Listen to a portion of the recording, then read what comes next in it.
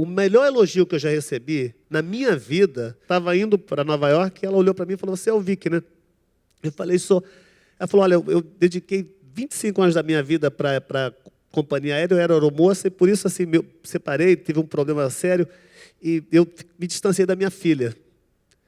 E você sabe que eu fui na sua exposição do MAN, e pela primeira vez, eu andei com ela na exposição, e tanto eu quanto ela, nós tínhamos uma coisa que a gente não tinha...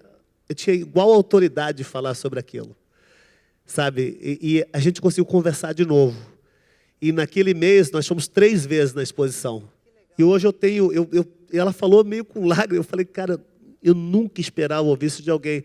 E eu falei, será que eu pensei? Eu não pensei nisso. Foi sem querer, né? Mas, de uma certa forma, a ideia é que você criar uma situação, que essa forma de arte, ela seja um espaço que ele não confia, não seja paternalista, sabe? Eu detesto ir em exposição, porque eu saio de lá me sentindo burro, sabe? E acontece para burro isso.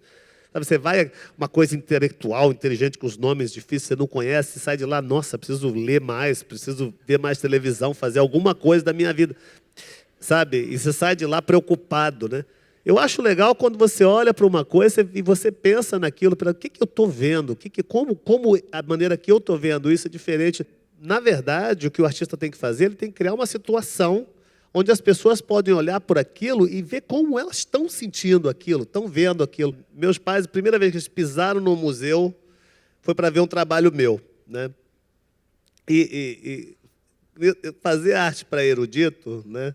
Você tem que saber nome. Erudito, pessoal intelectual, eles são muito vaidosos. Então, você sabendo os nomes que eles sabem, você engana eles, você já começa a ficar seu amigo, já quer comprar obra, tudo é assim. Você precisa de nome. Para fazer arte para leigo, você tem que saber verbo. Você tem que falar, fiz isso, martelei assim, cortei assim.